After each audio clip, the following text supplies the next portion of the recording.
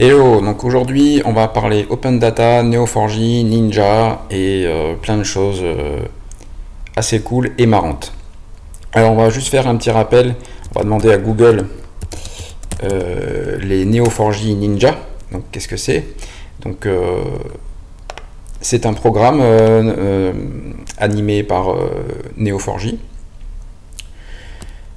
et donc c'est une sélection de personnes sur le globe qui créent autour de Neo4j, qui font de l'animation, qui font du storytelling par exemple, comme je suis en train de le faire, et qui utilisent le produit de manière originale.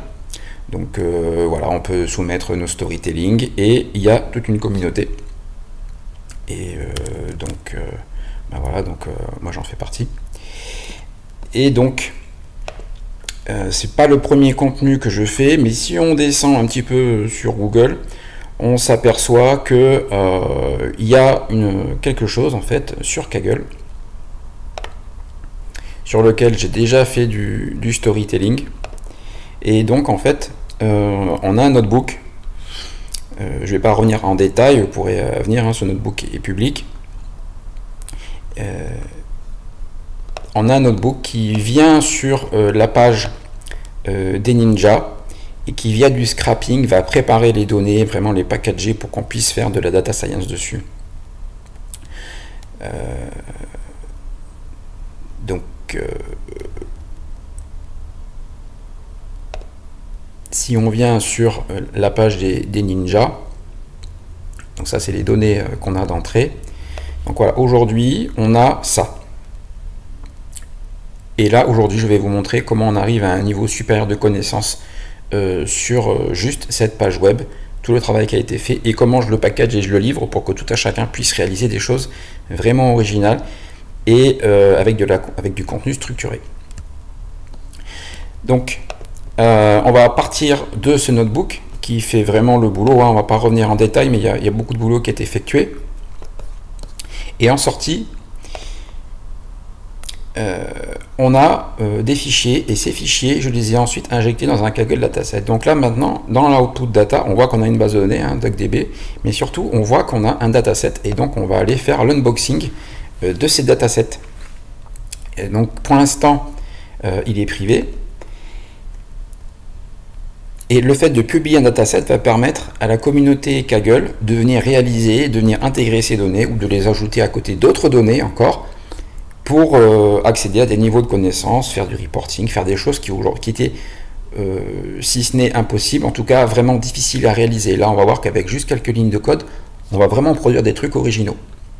Donc la première chose qu'on va faire, je vous ai dit que c'était un unboxing, donc on va mettre ce dataset public. Donc on va le faire tout de suite et ensemble. Voilà. Donc ça y est. On a notre dataset public. Et ce qui va nous intéresser maintenant, ça va être de voir qu'est-ce qu'on va faire avec. Donc une bonne pratique, généralement, c'est de publier un notebook qui montre comment utiliser ça. Comme ça, c'est plus engageant, puis ça documente, et autant documenter avec un notebook. Donc ce qu'on va faire, là il n'a pas encore été indexé, c'est normal. Donc je vais aller récupérer. Donc je vais aller sur mon travail et voilà. Donc c'est un notebook fort de mise, c'est-à-dire qu'il va être très compact, très simple, très peu de code, et juste montrer quelques cas d'utilisation. Voilà. Donc ce sont des données tabulaires. Qu'est-ce qu'on a dans ce notebook? En input, on va voir que automatiquement on a en fait deux jeux de données. Donc le premier, c'est le jeu de données, le dataset qu'on vient tout juste de mettre en public, donc qui est ici. Ça documente automatiquement. Donc là, si je vais et que je regarde, mais qu'est-ce que c'est que cette source de données, je vais tomber sur le dataset. Ça, c'est la première chose. Et ensuite, ce qui est vraiment super avec Kaggle, c'est que je vais pouvoir venir récupérer des données à gauche, à droite, qui elles-mêmes sont des datasets. Au préalable, évidemment, j'aurais pris soin dans mon dataset de mettre des clés universelles, bon, je vais les détailler plus tard, qui me permettent aisément de me balader entre différents datasets et via ces clés universelles pouvoir produire de la connaissance à très peu d'efforts. Donc le deuxième dataset, c'est la population mondiale. Voilà, donc il n'est pas maintenu par moi, il est public, il est super pratique, et donc j'ai l'historique de la population mondiale. Donc voilà. Donc ça, ce sont mes deux fichiers, mes deux datasets Kaggle d'entrée. Donc le mien et celui de quelqu'un d'autre. Donc vous voyez, hein, ici c'est du CSV, et ici c'est du DuckDB que je vais venir utiliser parce que c'est super pratique. Ça demande peu d'effort. Donc c'est parti pour le notebook. Donc d'abord, pourquoi est-ce qu'on fait ce notebook? Donc on fait ce notebook juste pour montrer comment récupérer la donnée et jouer avec de la donnée, avec le moins de code possible, mais tout en produisant quand même un nouveau niveau de connaissance qui est inédit. Et mettre en valeur les données du dataset sur lequel je suis en train de faire ce storytelling. Comme outil, donc vous voyez, l'utilisateur final il a juste à se balader. Donc comme outil, je vais utiliser DuckDB pour pouvoir importer et jouer avec les données. Donc c'est ma base de données. Et puis ensuite pour le DataVis, Plotly pour avoir des graphiques. Donc voilà. Ça, c'est les deux premières commandes de briques. Attention parce qu'il ne va pas y avoir beaucoup de code, ça va aller très vite. Ensuite, je vais venir récupérer la donnée et mettre tout ça dans une même base de données où je vais avoir les données tout ensemble au même endroit. Donc, je crée ma base de données ici et je vais venir récupérer ma base de données des Ninja qui vient du dataset avec la subtilité que c'est en lecture seule puisque oui, le dataset, il n'est pas sur ce notebook, donc je ne peux pas le modifier. C'est ce qui rend les choses intéressantes. Ça y est, là j'ai importé le jeu de données déjà. Donc, qu'est-ce que j'ai comme table? Très facile, un SQL, je lui dis quelles sont les tables. Et puis pour être pratique, voilà, je travaille que avec des data frames, donc du Pandas. Donc on voit que déjà, il y a pas mal de choses dans ce jeu de données. Et je vais pouvoir commencer à regarder où sont les ninjas à travers le monde. Donc, Pandas, Plotly, puisque je vais faire un peu de graphique, et le select. Donc vous voyez, je vous avais montré tout à l'heure la page web, mais là maintenant on peut faire du code, et c'est super facile. Donc j'avais préparé des vues, donc vous voyez, VW, ce sont des vues qui font que pour quelqu'un qui débarque sur la base de données, bon ben direct, il y a les jointures qui sont faites, donc pas besoin de se casser la tête, il y a juste à utiliser. Donc c'est super pratique et c'est fait pour. Donc, les ninjas, voilà, nombre de ninjas par pays. Ensuite, je fais mes jointures entre les pays, la vue qui est préparée. Et là, je vais venir faire ma jointure sur les pays. Alors les pays, il y a un code universel, c'est le code alpha 3.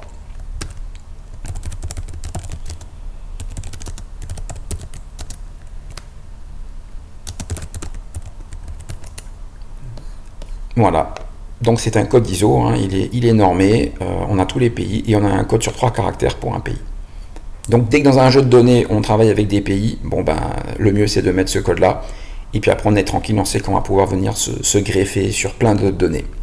Donc là je fais la jointure, puisque j'avais préparé mon jeu de données en conséquence, je fais ma jointure pour que les pays soient égaux, et je transforme ça en data frame. La première partie du boulot est faite, j'ai un data frame, et ensuite ce que je vais faire, c'est que je vais montrer sur la map mondiale la densité des ninjas, tout simplement. Donc la couleur, elle va être basée sur le nombre, la densité de ninjas par pays, le nombre de ninjas par pays. Quand je vais mettre ma souris, je vais vouloir voir le nom du pays en langage naturel, voilà. Et le titre de projection pour la représentation graphique, et puis bien sûr le titre. Donc voilà, ça c'est la densité des ninjas, le nombre de ninjas dans le monde. Donc vous voyez que plus c'est jaune, plus il y en a, donc ça veut dire qu'il y en a beaucoup aux États-Unis. Donc vous voyez le États-Unis, ensuite voilà, États-Unis. Et puis ensuite, bon, bah, je peux me balader, je peux zoomer. Donc voilà, nombre de ninjas 3, États-Unis, nombre de ninjas 24, 7 en Inde, donc vous voyez, il y en a beaucoup. Au Congo, un ninja. Et ensuite, on va arriver donc en Chine, 3 ninjas, pas mal. Thaïlande, 2 ninjas. Japon, un ninja. Si je zoome un peu, donc moi j'habite dans le Pacifique Sud. Donc Australie, APAC, donc un ninja. Nouvelle-Calédonie, un ninja. Et Indonésie, un ninja. Donc vous voyez, on peut se balader et c'est interactif. Donc voilà, ça c'est, vous voyez, vous avez vu. Uniquement avec ce code, on prépare la donnée, on fait la requête et ensuite on affiche la donnée. Donc pour un début, c'est pas mal.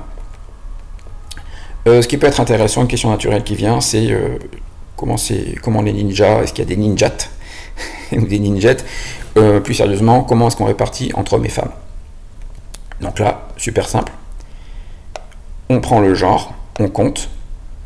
Il y a des données qui sont prêtes, hein, avec le genre qui a été préparé en amont. Et ensuite, on a juste à faire un pie chart, par exemple, un donut même. Et donc, on voit qu'il y a beaucoup d'hommes pour peu de femmes, mais quand même, il y a des femmes. Ce qu'on pourrait également se demander, c'est la distribution des hommes-femmes, mais d'abord, où sont les ninjas dans les pays, et ensuite, dans chaque pays, comment est-ce qu'on est réparti par genre, par exemple. Donc, là aussi, c'est super simple. Donc, on fait le même select, et puis on va venir splitter, en gros, par d'abord région. Donc les régions, c'est Asie, Pacifique Sud, Europe, voilà. Donc ça, c'est une donnée qui vient du jeu de données tiers. Le genre, le nombre, voilà. Donc là, on voit que je vais venir utiliser des vues ou des tables annexes qui sont déjà prêtes à l'emploi. Et je vais venir faire mes jointures. Donc le nom du ninja, le pays, et puis ensuite, je fais mon groupe by. Donc d'abord la région, le pays, et puis le genre. C'est tout. Voilà. Et ensuite, ce qui est bien pour ce genre de choses, c'est de faire un trimap. Donc là, par exemple, on voit au niveau global, on voit tout de suite, là c'est immédiat, qu'il y a un gros split aux États-Unis, Asie et Europe. Donc là, c'est évident. Et ensuite, par exemple, aux USA, donc on voit que ça se joue beaucoup sur les hommes, beaucoup sur les femmes. Si je vais aller par exemple en Europe, on voit qu'en Allemagne, ils sont pas mal du tout. Et que en termes de distribution, c'est plutôt au-dessus de la moyenne. Ensuite, Italie. Donc Italie, là, c'est marrant. Donc il n'y a que des hommes. Et en France, on est aussi bon dans la répartition homme-femme. Donc vous voyez, c'est super facile à lire. Et puis, je peux revenir en Europe ou worldwide. Donc voilà, aux États-Unis, beaucoup d'hommes, peu de femmes. Et voilà. Donc là, on a vu au niveau des Amériques, vous avez vu que je me suis baladé entre les continents, les pays, les genres. C'est super facile. Et c'est juste un SQL, quoi. Et ensuite, je fais ma descente. Je n'ai pas détaillé, mais donc worldwide, c'est l'enveloppe globale. Et ensuite, je descends dans la région, puis dans le pays, puis dans le genre. Voilà, c'est tout. Donc, on commence à être pas mal. Et on s'aperçoit que quand même, il y a une forme d'injustice, parce qu'il y a des pays où il y a beaucoup de monde. Et donc, ils ont beaucoup de ninjas. Donc, le but, c'est ce qu'on va finir là-dessus. La densité en ninja, c'est-à-dire le nombre de ninjas par rapport à la population totale. Donc ça paraît assez naturel, mais c'est une métrique aujourd'hui qu'on n'avait pas. Donc on va la calculer ici. Donc en fait, la question c'est quels sont les pays où on a le plus haut taux de ninjas par rapport à la population totale. En fait, en gros, on va mesurer la data scientist attitude en sciences, en data science des pays. Voilà, à quel moment est-ce que la transition digitale a été opérée, ou est-ce qu'il y a une culture digitale, est-ce que c'est une culture d'un pays où il y a beaucoup de geeks, voilà, par exemple, ce genre de choses. Donc on va définir la densité, et la densité des ninjas, avec la formule suivante. Donc la densité, c'est, donc là j'ai mis une échelle pour que les résultats soient bien lisibles. Donc je multiplie par, si là je vous fais, voilà, on multiplie par 10 millions le nombre de ninjas dans un pays par la population totale d'un pays. Et donc là vous voyez que je viens rejoindre je vais venir au sein d'une même requête, venir mélanger des données de démographie et les données de ninja. Donc c'est des données qui n'avaient jamais été rapprochées, et là on va le faire en direct et en live. Donc juste pour rappel, ces données-là, elles viennent de ici. Voilà, World Population Dataset, et voilà le preview des données qu'on va venir joindre. Donc là encore, ça va aller vite. Donc on va faire, on va utiliser nos vues, notre vue de Ninja. Ici on voit le facteur pour calculer la densité. On va venir diviser le nombre de ninjas par la population. Alors le dernier chiffre qu'on peut avoir avec ce dataset, c'est 2022. Donc je viens prendre la population des pays sur l'année 2022 et la population 2022 avec DuckDB, c'est super facile. Je peux venir faire des jointures entre une table et un CSV. C'est pas difficile. Donc c'est ce que je fais ici. Donc je viens faire la lecture sur ma vue qui est dans DuckDB que j'ai préparé dans mon dataset, et je viens rajouter une autre structure de données, ça va apparaître comme une table, où je viens lire la population mondiale qui est hébergée sur Kaggle, et je viens sélectionner l'année qui m'intéresse. Donc l'année, c'est la colonne, c'est population 2022. Et j'aime bien avoir des noms de colonnes bien propres, sans espace, sans caractères spéciaux. Donc je renomme en plus population 2022 et le pays. Et ensuite, donc là je vais réafficher. Voilà. Et ensuite, bien sûr, je fais la jointure sur les codes universels, le code ISO 3 que j'ai détaillé tout à l'heure. Et puis après, pour l'affichage du data frame, je viens juste trier pour avoir le top des nations, le top 10 même, le top 10 des nations avec la plus haute forte densité de ninja. Et là, la carte est toute différente. Et petite fierté, donc les premiers c'est Curaçao, donc tout petit pays mais avec un ninja. Et Cocorico, deuxième pays, la Nouvelle-Calédonie avec un ninja. Une population détaillée ici. Donc vous voyez, on n'est pas loin des 300 000, hein, donc 289 000. Et un ninja rate de 34. 34 pour 10 millions donc. Donc on est dans le top 3. Et ensuite il y a la Slovénie et Israël. Donc des nations qui sont très digitales. Donc c'est super satisfaisant. Ensuite, on a la Belgique, le Danemark, mais vous voyez que les États-Unis ne sont plus dans le top 1. Ce sont des petits pays et on n'a pas besoin d'être grand pour faire de la data science. Donc voilà, on a ces chiffres-là. Mais ce qu'on aimerait bien voir, comme on l'a fait précédemment, c'est une carte interactive. Donc là, maintenant, ça va aller très vite. Hein. On va faire un graphe, on va demander un chloroplet. On va s'indexer l'intensité de la couleur sur le ninja rate. Comme tout à l'heure, le nom du pays, le type de projection, le titre, et voilà la nouvelle carte avec les pays, on va dire, les plus dynamiques au niveau de Neo4j. Donc il suffit de chercher les zones jaunes, et donc je vais zoomer parce que nous on est un tout petit pays en surface sur le globe, mais si je zoome, voilà la Nouvelle-Calédonie, ninja rate 34 pour 10 millions avec un ninja et le code ISO 3, donc NCL. Voilà, on a fini avec la démo, enfin presque. Donc maintenant j'avais dit que c'était un unboxing, donc il faut aller jusqu'au bout. Donc ce que je vais faire, c'est que je mets le notebook en public. Je ne pine pas de version parce qu'il est possible que suite à des feedbacks, je rajoute quelques exemples ou quelques démos. Du coup, il y aura toujours la dernière version en ligne.